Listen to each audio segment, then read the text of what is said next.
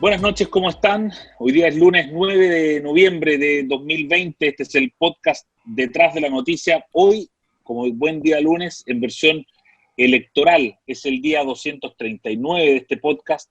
Y hoy día vamos a saludar a dos cumpleañeros de la Red Libero, Fernando Alvear y Eugenio Lagos. Felicidades a ustedes. Tenemos también los números de la pandemia en el día de hoy. 1.318 son los contagiados en las últimas 24 horas, 45 los fallecidos que tenemos que lamentar, 3,5% la tasa de positividad, ojo, es la más baja desde que comenzó la pandemia en Chile, por allá por el día 16 de marzo, cuando esto se convirtió en pandemia. Y tenemos 37.331 test PCR realizados, un número alto. Vamos a saludar rápidamente a nuestros analistas electorales de los lunes, don Pepe Out y Darío Paya. ¿Cómo están, Pepe? ¿Cómo estás, Pepe? ¿Cómo está Darío? Muy bien, mejor que Trump. Me imagino que mejor que Trump. Vamos a hablar al tiro de eso. Fíjense que las bolsas, después de lo que ha pasado, de lo que pasó este fin de semana, en que ya los medios de prensa proclamaron a Joe Biden como presidente electo, que fueron los medios de prensa los que lo hicieron, no ha habido ninguna agencia oficial que lo haya hecho. Fíjense que las bolsas no han tenido un desempeño negativo, ni mucho menos. Más bien se ve que las bolsas hoy día han subido. Ahora, esto puede ser perfectamente también por el anuncio del laboratorio Pfizer y el norteamericano y los alemanes de BioNTech, que dicen que la vacuna de ellos está en 90% de eficacia. Entonces es muy probable que eso haya movido mucho las bolsas para arriba, dado esa circunstancia. Y es probable también que las elecciones tengan algo que ver. En Chile el dólar bajó de los 750 y se dice que es por el triunfo de Biden y también por el precio del cobre, que está en $3,2 para arriba. Esto no es científico, ¿no? Es pura percepción. Pero la política es así, la economía también es así, tiene esas características. Y yo quería partir, querido amigo, hoy día pidiéndoles a ustedes una reflexión a cada uno respecto de lo que pasó en Estados Unidos y el desenlace de esta elección tan reñida. A ver qué me dicen. Partamos, Pepe, si quieres. ¿Cuál es tu reflexión de la elección norteamericana? Partiendo por el final,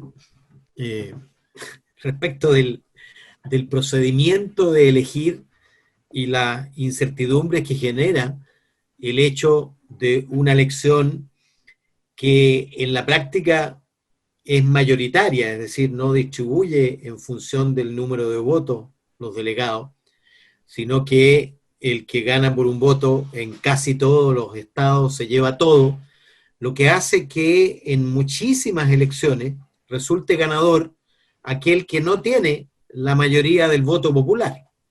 Y en este caso, la cuestión está bastante acentuada porque son más de 4 millones de votos los que separan al ganador del que llegó segundo, y sin embargo, perfectamente pudo haberse dado una configuración que, a pesar de los 4 millones de votos de ventaja, terminara ganando el que, comillas, pierde en el voto popular. No sé si eso llevará a reflexión algún día a los norteamericanos, pero parto por ahí. Lo segundo es que desde el punto de vista de la ventaja en el voto popular, yo apostaba a 6 millones de votos, lo dije aquí el lunes pasado, va a ser finalmente sobre 4 millones, es decir, algo más estrecho de lo que se preveía, pero tampoco tanto más. Y en voto electorales, al final una elección que se previó muy reñida. De hecho, yo pensé en esa noche que podía haber ganado Trump, porque no sabíamos cuánto voto anticipado en cada uno de los estados había, y particularmente cuánto de ese voto anticipado había sido contado a la hora en que estábamos dando. Yo llegué a decir que tenía 60% de probabilidad Trump, y yo creo que él mismo lo creyó, y probablemente los demócratas en algún momento. Pero al final, fíjate, Arizona, Nevada, Georgia, Pensilvania, terminan dando una victoria 306 contra 232, es decir, bastante amplia en los números de votos electorales. Tú decías que la verdad es que no está resuelta la elección, que no hay ningún organismo público que lo haya ratificado, pero eso es lo que ocurre en Estados Unidos después de todas las elecciones. No hay un organismo centralizado que diga ganó, porque además técnicamente gana aquel que recibe más votos electorales el día en que se reúne, no sé qué día de diciembre, Darío, se reúne el 8 parece, el 8 de diciembre la convención, y ha ocurrido incluso en algunos casos un par de delegados que no votan de acuerdo a lo que se definió. Entiendo que no están obligados por ley a hacerlo, aunque la tradición obviamente también obliga. Y yo tengo la impresión de que esta incertidumbre inicial, esta resistencia de Trump, no ha encontrado toda la acogida que él esperaba en el establishment republicano, y que por lo tanto la sucesión y la transición se va a dar con menos sobresaltos de lo que aparecía en los primeros días. Yo creo que la resignación ya ingresó a la Casa Blanca, junto probablemente con la llegada de los mastines de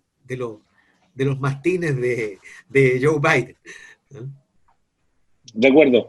Darío, ¿cuál es tu mirada ya pasados los días? Mira, se me ocurren 3 comentarios. Uno respecto a la elección gringa, otro de alcance universal, incluso útil personalmente, y el tercero respecto de Chile en particular. El primero es que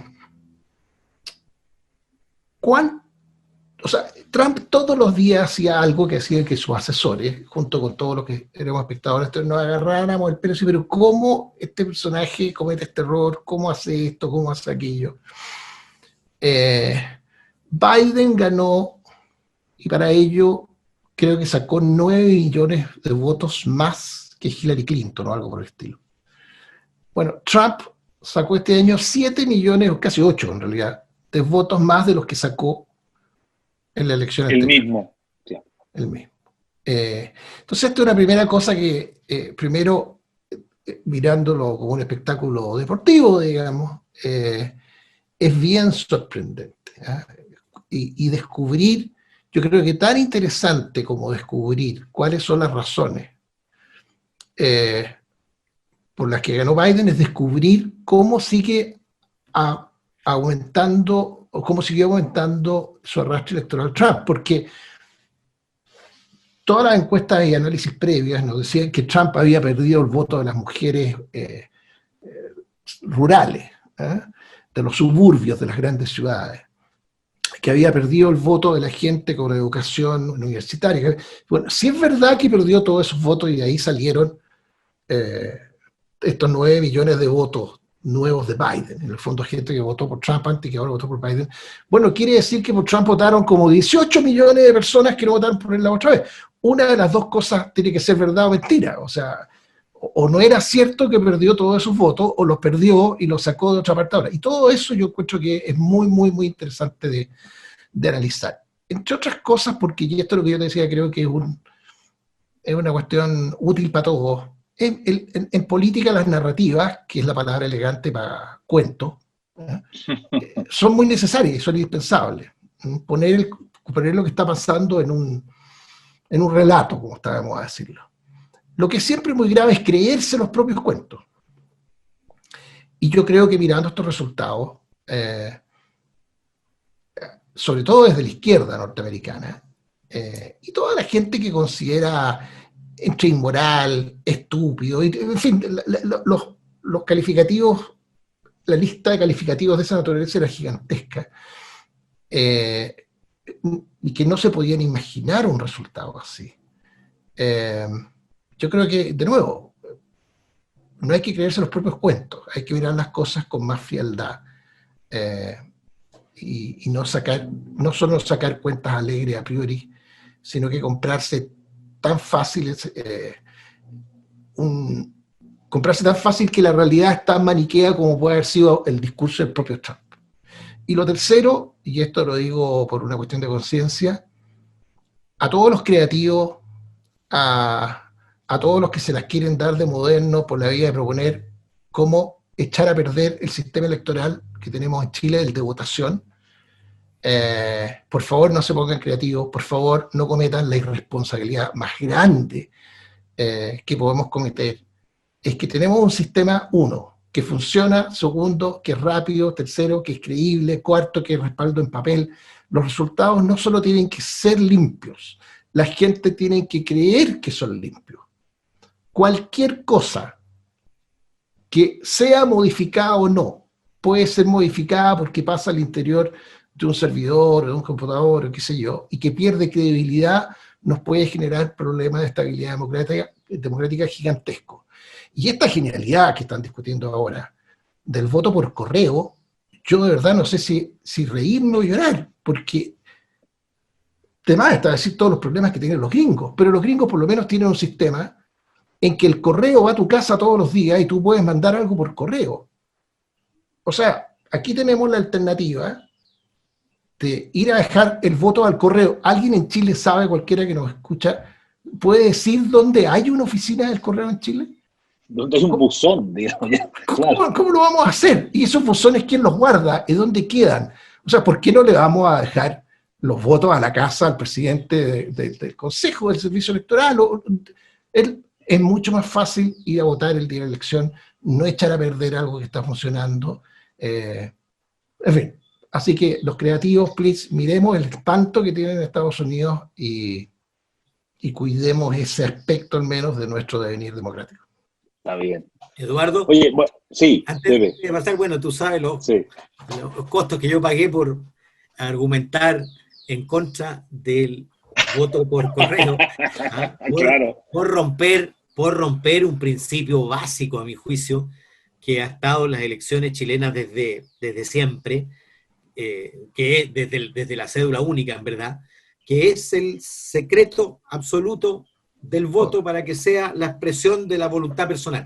Pero yo quería hacer dos comentarios muy pequeños. Uno, que me impresionan. Uno, la tremenda diversidad de resultados en la elección americana, dentro incluso del mismo estado, entre condados completamente vecinos, uno es 70-30 y el otro es 30-70. Eso obviamente dificulta que las encuestas entreguen o proyecten resultados adecuados. Y lo segundo es la pregunta, me la hacía en un programa de radio esta mañana, si son más votantes que votaron por Trump por su carácter o votantes que dejaron de hacerlo o que votaron por Trump a pesar de su carácter, por su performance económica o por ser republicano, qué sé yo. Y esa pregunta no la tengo absolutamente claro, porque alguien decía, si Trump fuera ordenado, fuera lógico, fuera, en fin, tuviera probablemente modales, habría sacado, si tuviera mejores modales, habría sacado los votos que le faltaban. Pero yo decía, probablemente, por sus modales, él logra captar un elector que de ninguna manera se identifica con un liderazgo tradicional del establishment, ni republicano, ni demócrata. Súper interesante. De hecho, y un asterisco adicional, mucho, Eduardo, sobre la perseverancia. Aquí hemos escuchado muchas veces a la gente que en Chile postuló varias veces antes de llegar a un cargo. Biden, la primera vez que fue precandidato presidencial fue el año, no fue en los 2000, no fue en los 90, fue en los 80. Fue en los 80. Él fue precandidato presidencial el año 88, y yo te puedo compartir, porque lo descubrí el fin de semana, una entrevista que él le dio a David Frost, el mismo aquel de la famosa entrevista a Nixon, que se la dio el año 88 mientras era precandidato, y como a las 2 semanas dejó la carrera presidencial. Esa entrevista nunca se hizo pública. Bueno, está en un podcast, es digno de escuchar, porque esta fue una carrera larga para Joe Biden, muy larga. Muy larga. Oye, vamos a lo nuestro, a los temas nuestros electorales. Yo creo que valía mucho la pena que dedicáramos un rato a la elección de Estados Unidos, además que este fin de semana parecía que Estados Unidos y Chile eran la misma cosa, así los medios, todo el mundo, las redes sociales, era como que estuviésemos allá, digamos, y aquí algunos salieron a celebrar incluso. Pero veamos las cosas nuestras. El gran tema de estos días respecto de la elección de los constituyentes, que la próxima estación dentro del proceso constituyente es el tema de los escaños reservados para pueblo originario. Y bueno, hoy día lo que se está discutiendo, una de las disyuntivas, de las controversias, es 155, que fue lo que la gente votó en el plebiscito. Se decía, oiga, si usted aprueba, vamos a ir a una convención constitucional con 155 miembros, y ahora se está hablando de aumentar 25 más, y por lo tanto ya no es 155, serían 180. Sobre ese punto específico, Darío Paya, ¿qué opinas tú respecto de lo que vamos respecto a nuestro proceso? Es súper simple, me demoro 15 segundos. Es restarle seriedad al proceso el aumentar después del plebiscito el número de convencionales. Entiendo que las conversaciones, pero pregunta a la gente qué votó, y lo que votó fue eso. No va a recibir dos respuestas. Y si hay dos, porque para todo hay dos respuestas, va a ser 99,9 a 1. La gente votó entendiendo que eran 155, y por tanto hay una serie de otras complejidades. Habrá que resolverla con 155 convencionales. Ya, eso en cuanto a la forma. Pepe, te hago la misma pregunta respecto al número, y después si quieren nos vamos al fondo, por supuesto, del tema. Yo lamento, fíjate, que el Senado no haya tramitado esto a tiempo, porque la verdad es que entre diciembre, cuando se promulgó esto, y octubre, es decir, pasaron 8 meses, 9 meses, sin resolver una cuestión que era obvio que había que resolver antes de la votación. Porque no solo es resolver si son adicionales o si son restables, porque si son restables a los 155, viene la segunda discusión, que es de dónde vas a restar. Lo obvio es que restes desde sobre representación a subrepresentación, es decir, aquellas zonas que están más sobre representados tendrían que entregar, pero en qué medida, en qué proporción, y esas son cuestiones extremadamente complejas, y por eso que era bueno resolverlo antes. Ahora, yo lo que prefiero, cualquiera sea la solución, es que por maximalismos de uno y otro lado, no nos quedemos sin escaño reservado, porque esa era una promesa que está, por lo demás, escrita en la ley, en el capítulo constitucional que dio origen al plebiscito.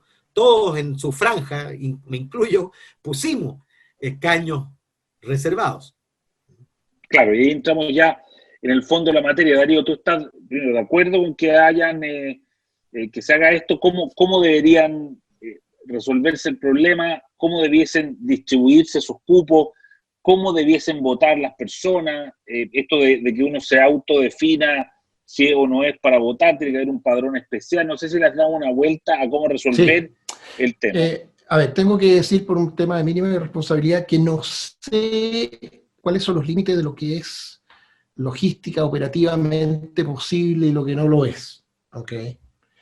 Te digo cosas que me meten ruido. Yo creo que me mete ruido una perspectiva de representatividad, de que no baste que una persona sea objetivamente, fuese cuestión de demostrarlo con un examen genético, que obviamente no estoy planteando que se haga eso ahora, pero si alguien es parte de un pueblo originario, se siente, no solo lo es objetivamente, sino que se siente parte culturalmente y quiere votar como tal, le digan que no porque no está inscrito en un registro de la CONADI, que es una cuestión que se gatilló con otra lógica de tierras, que es parte de unos problemas más graves que tenemos en Chile.